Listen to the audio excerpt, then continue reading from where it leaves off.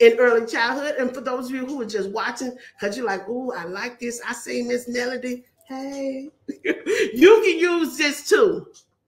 Now, what I am going to share with you is something that I call a KWL. This chart is what I use in the classroom. Here's a few of the receipts. When I would talk to the children, or whenever I had activities, as a matter of fact, I'll do a little bit of justice to you. Sign up for the email.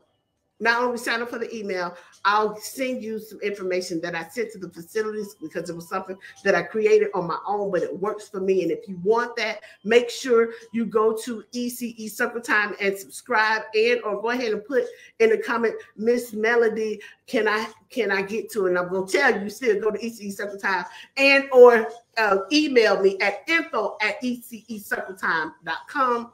Again, you can email me at info@ececircletime.com. I'll send you the same information. I don't mind. Now, here we go. Back to this KWL. A lot of times in early childhood settings, especially if you're working on what is a QRIS, that is the Quality Rating and Improvement System. Many states have that. That takes the child care or the daycare from just saying, oh, okay, they babysit children, but it begins to put ladders and steps and process to show the development or to show what's going on in the center.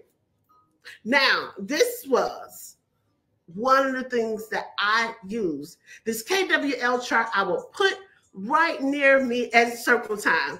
As you can see at this time, when I sent this to a facility, it was about the train, but I was explaining it to them. See, the K stands for what we know. So in the column with the K, when I was sitting down with the children, if we were talking about dinosaurs, everything that little Johnny could say or think about dinosaurs, I will put in that column. Then the next column is W, what we want to know. And if Johnny said, well, hey, I want to know how many teeth does a brontosaurus have, I will write that in the second column.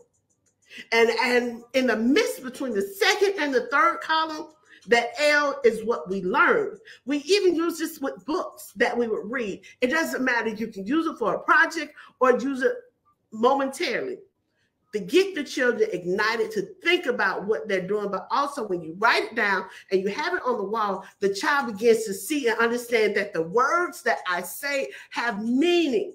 And I'll tell you parents, and I'll tell you early childhood educators, one of the ways that I got my children to be able to read early is because they saw that when they would say something or in the classroom, I would write it down. Trust me, words have power. And when you write it down, just as with a journal, even in front of the children, they begin to understand that they can create their reality. So let's get back to it. The W, what we want to know. You can use this whole concept for your own life too. What you know about yourself, showing up for the essence. Oh, I want to say, okay, I like cookies. I like this and that and the third. Even if it is for a new position, you want to open up a facility, use a KWL chart. What do I know? One thing that can go in there is I know I want to open up a facility. What else do I know? I know that I might need some help. I might need some assistance. The other thing, what else do I know is that I can do this.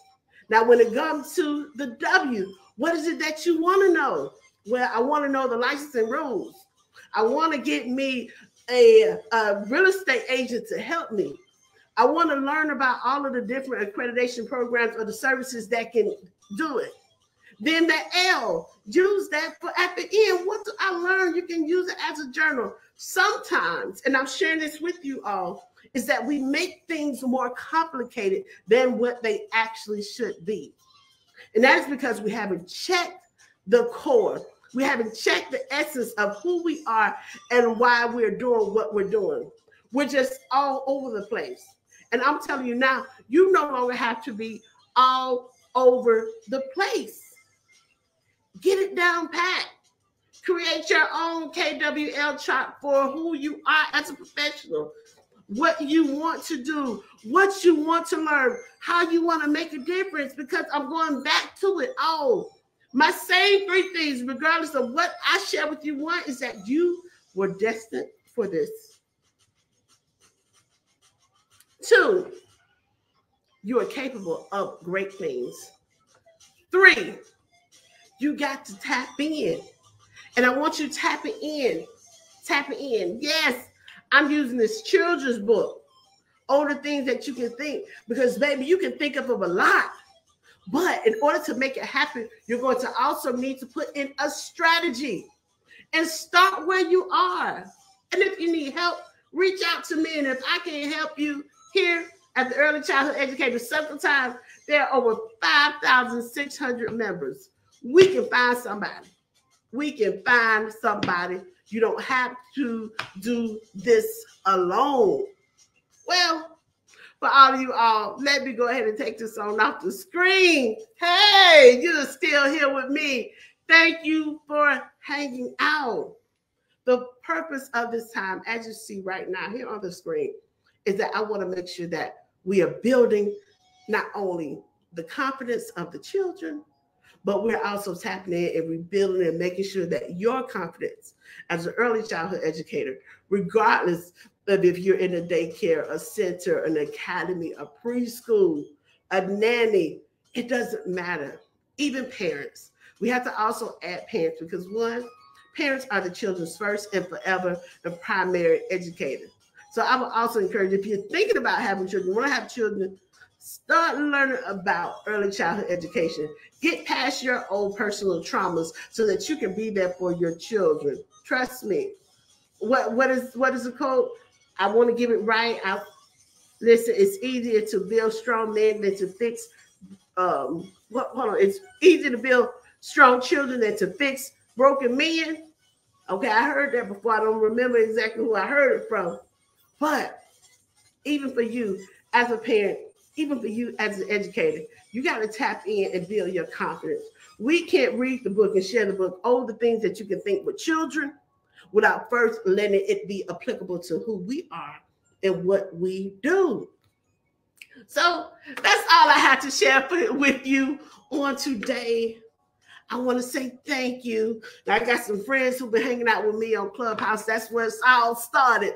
So the moment I'm going to come off this screen and I'm going to say hey to them, and that's going to be where we may have more of an intimate conversation. So you are welcome to join us. If you download the Clubhouse app, look for the Early Childhood Educator Circle Time, but also make sure that you are tapping into the ECE Circle Time newsletter, because there's some more information that you can get. I'm so excited. I'm holding off on it. I want you to see it in the hand, but you won't see it unless you got the newsletter. So go to ECECircleTime.com, sign up for that newsletter, and have a wonderful, wonderful, wonderful day. But before we leave out, you know what I'm going to do. I hope you understand. Oh, hello, hello, hello, and how are you? I'm fine, and I hope that you are too. Hello, hello, hello, and how are you?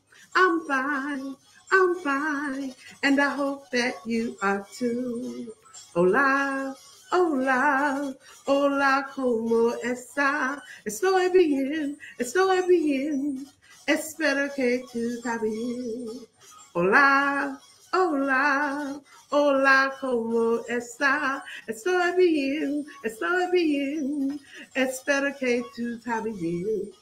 Yes, y'all have a wonderful, wonderful day. I'm so excited to be here. I'm so excited to serve you. I will see you again in the morning.